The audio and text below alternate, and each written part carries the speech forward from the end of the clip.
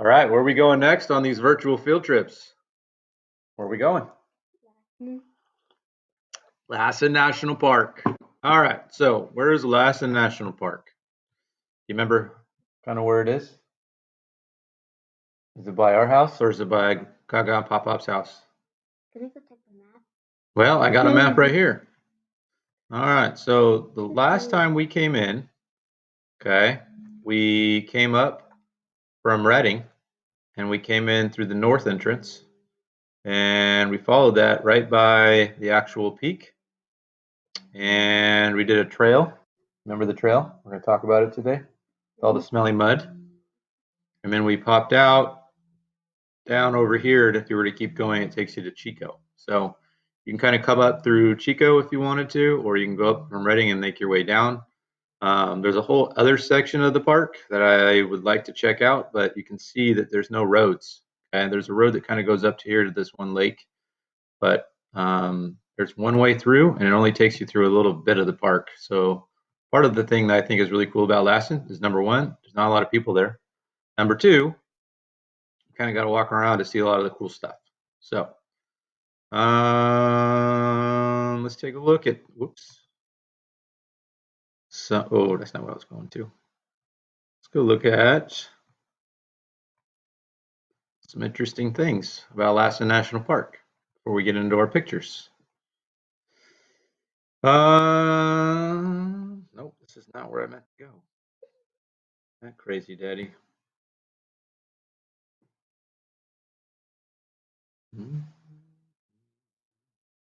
Yes. Up.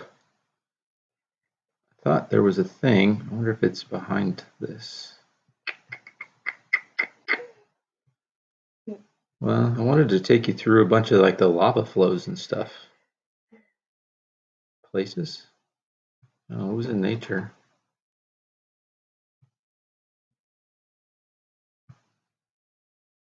I think it's getting cut off by this. Let's try this.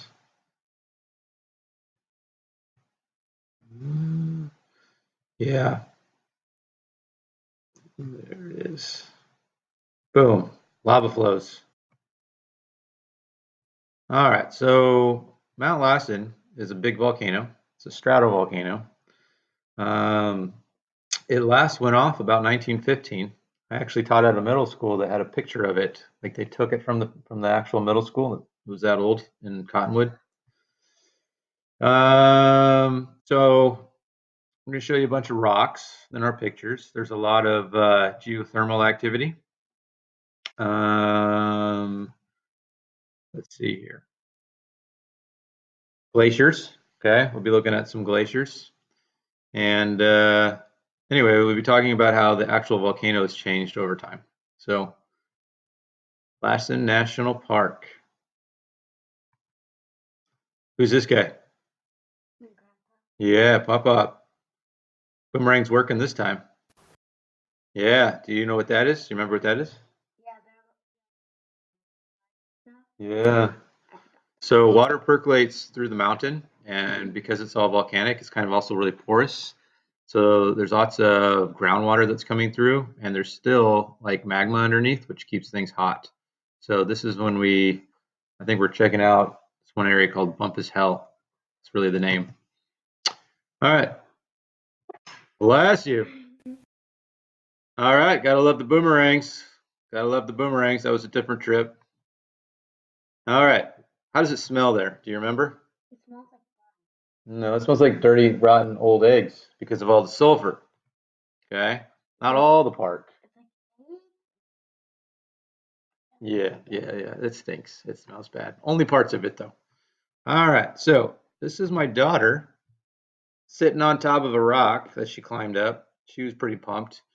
And it's cool because there's all these giant rocks, and you'll see them on the way up, especially if you go up to the Chico side. And they were like lava bombs. So like it's these big old balls of like partially like when it came out, solidified rock that shot out, and then they landed. And now there's these giant boulders out in the middle of nowhere. So pretty neat. Called lava bombs.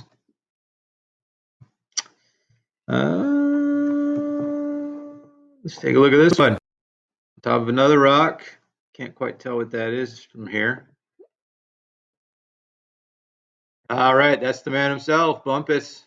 So he was, as the story goes, he was walking along the trail and he fell in and he burned his leg really, really bad. And he said, "This place is, that word right there."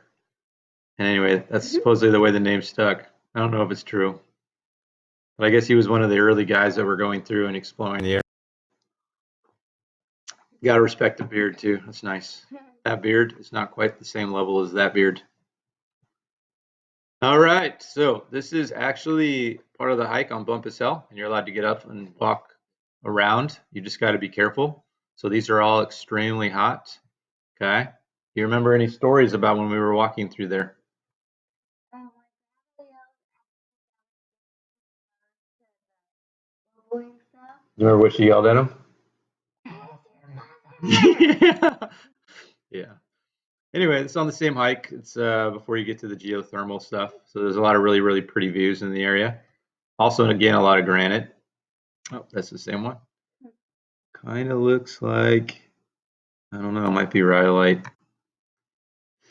All right, so this is showing what it looked like before the eruption, and then you can see how the entire forest here got wiped out from the eruption itself, and you can also see that the mountain changed. We're going to talk a lot about that here in a minute. That's a lake right by the peak of Mount Lassen. Please don't spin your hat. Okay. So this is the Bumpus Hill hike that we did as a family. It's just a couple miles, and it took you through some really pretty views. Also got a chance to see all the bubbling mud pots. Really cool thing about Mount Lassen, and you'll see on them set up in different places. There's these big GPS stations, and what they do is they use satellites to gauge like how much the area is like bulging or if things are shifting around up there, which might actually signal that there's going to be another eruption. All right, so where we're at, which was right here to do the Bumpus Hill hike, it was actually inside of what used to be the volcano. So there's all these peaks around here, and I have another picture coming up. But if you were to connect all the peaks together, that was the original like Mount Lassen. This wasn't the one that blew off during 1915. This was from much further back. But the landscape's always changing, and when it always erupts in a different spot. So it's gone off a bunch of times. That's me trying to look all dangerous, even though I'm not. So you can actually see a part of the crater around here of a previous eruption. All right, so this is showing you like this used to go all the way up and it comes up over here. That was the original Mount Lassen. I think they called it Broke Off Mountain or something. My wife pointed to the what is now a crater, but you can't really tell. It doesn't look like the crater. So anyway, we still have magma going on underneath, and we see all the water percolating through. And the water heats up, and as it heats up, becomes less dense, makes its way back to the surface. Pretty pumped to do the Bumpus Hill hike. So again, you can see just the heat coming off, and the minerals in the water.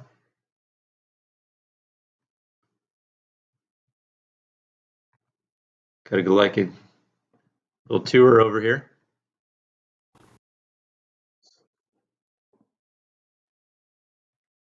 Oh, I'm not sure if Google's liking this.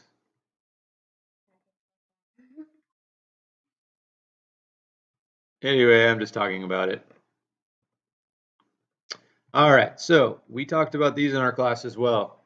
Those are seismometers, so they're all over the park, and then they feed information to like a seismogram. So they can pick up on all the little earthquakes that take place. Sometimes the earthquakes have to do with fault moving, but also can tell you that magma is moving, which would be an impending eruption. Circle.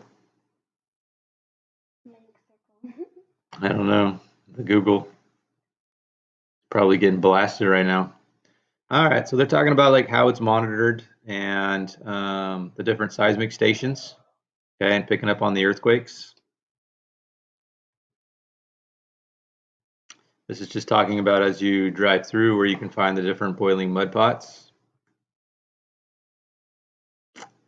And it's actually a part of a bunch of other volcanoes that are around, part of the same subduction area from Juan de Fuca, which used to be the Farallon Plate subducting under North America. So these are a bunch of them. That is down over here. Other areas you might have heard of, Crater Lake, Mount Rainier, which we're going to do a trip about as well. Mount Rainier is up here. Sisters, Oregon. So remember, this is the remnants of a plate that is still subducting underneath North America. Juan de Fuca and the Gorda Plate all used to be part of the Farallon Plate, which is also made up from the Cocos remnant. Nature's reservoir. So it talks about water percolating down into the soil, and then there's underwater aquifers.